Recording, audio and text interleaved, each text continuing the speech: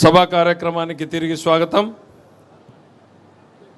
మధ్యాహ్నం 4 వక్తలు మాత్రమే ఉన్నారు. మొదటగా మంగళగిరిలో అద్భుతమైనటువంటి పనితీరును ప్రదర్శించినటువంటి క్లస్టర్ ఇన్ఛార్జ్ శ్రీ గుత్తికొండ ధనంజయరావు గారు, ఆ తర్వాత గజపతి నగరానికి సంబంధించినటువంటి మండల పార్టీ అధ్యక్షులుగా ఉన్నటువంటి గంట్యాడ శ్రీదేవి గారు, వీరిద్దరూ కూడా మొట్టమొదటిసారిగా పోలిట్ బ్యూరో సభ్యులయ్యారు. ఒక కార్యకర్త స్థాయి నుంచి పోలిట్ బ్యూరో సభ్యులుగా అయినటువంటి వీరిని మనం అందరం కూడా హృదయపూర్వకంగా అభినందిస్తూ గుత్తికొండ ధనంజయరావు గారిని 5 నిమిషాలు మాట్లాడాల్సిందిగా ఆహ్వానిస్తున్నాను.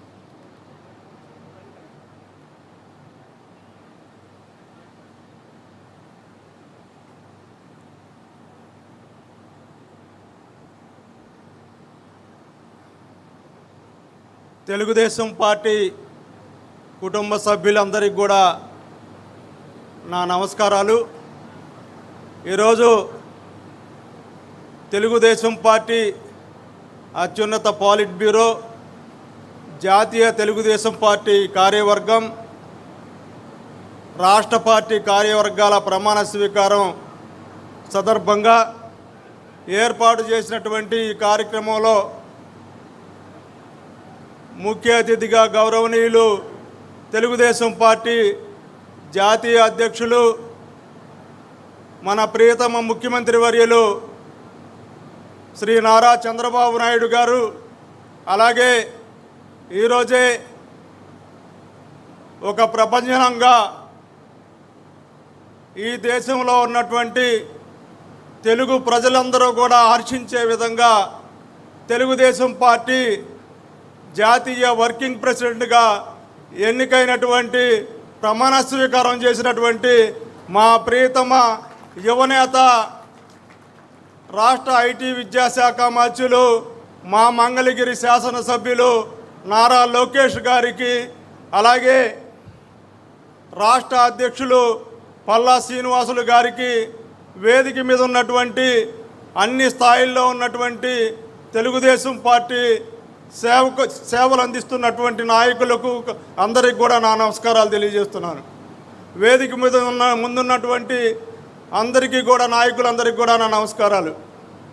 ఈరోజు బలహీన వర్గాలకి చెందినటువంటి నేను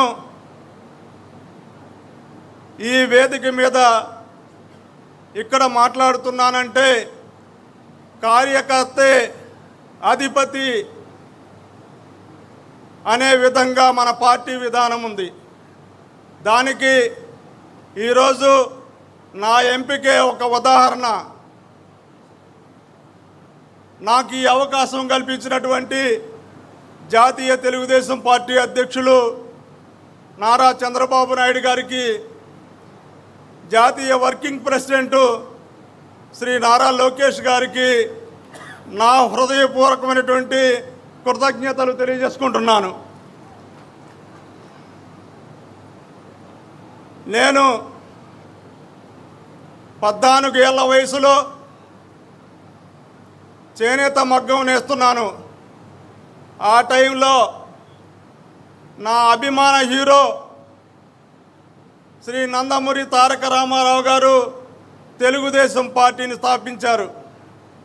నాకు రాజకీయాలంటే తెలియదు, కానీ పార్టీ సభ్యత్వం తీసుకోమని 2 వ్యక్తులు వచ్చితే నేను మగ్గంలోనే ఉండి ఆ ₹2 సభ్యత్వం కట్టి సభ్యత్వం తీసుకొని ఆనాటి నుంచి ఈనాటి వరకు పార్టీకి అంకిత భావంతో నాకు తెలిసిన మేర పార్టీ ఉన్నతికి నేను కృషి చేస్తూ వచ్చాను. నేను ఒకే విధానాన్ని ఎంచుకున్నా.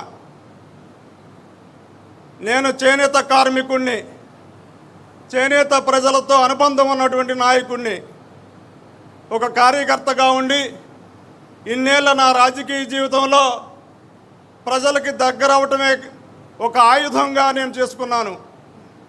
వారి కష్టాల్లో పాలు పంచుకున్నాను.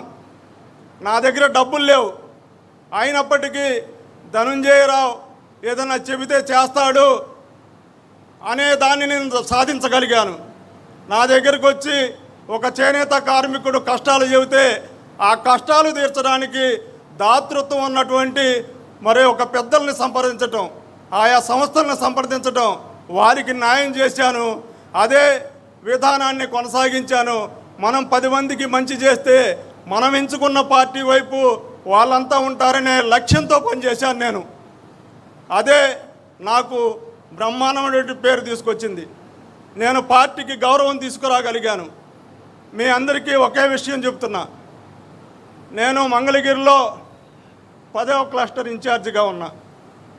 2009లో ఆనాటి మంగళగిరి నియోజకవర్గ ఇన్ఛార్జిగా పనిచేసినటువంటి గౌరవనీయులు మాదాల రాజేంద్ర గారు, ఆయన పార్లమెంటుకి పోటీ చేశారు. మంగళగిరి నియోజకవర్గంలో 1500 ఓట్ల మెజారిటీ వచ్చింది. కానీ నా క్లస్టర్ పరిధిలో 7000 మెజారిటీ వచ్చింది. మరలా 2014లో తెలుగుదేశం అభ్యర్థి పోటీ చేస్తే 12 ఓట్లతో ఓడిపోతే నా క్లస్టర్ పరిధిలో 7200 మెజారిటీ వచ్చింది. ఎక్కడా కూడా ఓటింగ్ చెదరలేదు. అదే మన లోకేష్ బాబు గారు పోటీ చేశారు. 2019లో 7600 ఓట్ల మెజారిటీ వచ్చింది. అదే 2024లో మరి లోకేష్ బాబు మీ అందరికీ తెలుసు, బ్రహ్మాండమైన రీతిలో 91,000 చిల్లర మెజారిటీతో గెలిచారు. నా క్లస్టర్ పరిధిలో 18,000 ఓట్ల మెజారిటీ వచ్చింది. అంతేకాకుండా నియోజకవర్గం మొత్తం మీద నేను నా సొంత బూతులో అన్ని బూతుల కంటే కూడా అత్యధిక ఓట్లు వచ్చాయి. ఈ విధంగా ఇదంతా కూడా నేను సాధించగలిగానంటే మనం 10 మందికి మంచి చేస్తే వాళ్ళు మన వైపు ఉంటారు. డబ్బులతో కొనాల్సిన పని లేదు. కానీ అవసరమైనప్పుడు కొన్ని ఆయుధాలు ఉపయోగించాల్సిన అవసరం ఉంది. మంచి కూడా చాలా అవసరం. నేను ఈ విధానాన్ని అవలంబించాను. మరి విజయం సాధించగలిగానని నమ్ముతున్నాను. కానీ ఇవాళ నేను ఒక సామాన్య కార్యకర్తగా నేను ఉన్నటువంటి నాకు పార్టీలో అత్యున్నతమైనటువంటి పదవి ఇవ్వడంలో గౌరవ నారా లోకేష్ గారు ఇచ్చినటువంటి అవకాశం నా జీవితంలో ఆయనకి రుణపడి ఉంటానని చెప్పి సులభంగా తెలియజేస్తూ నాకు ఇచ్చినటువంటి అవకాశానికి ధన్యవాదాలు తెలియజేస్తున్నాను.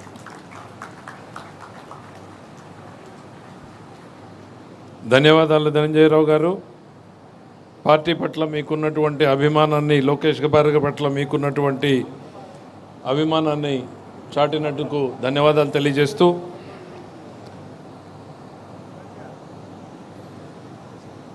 తర్వాత వక్తగా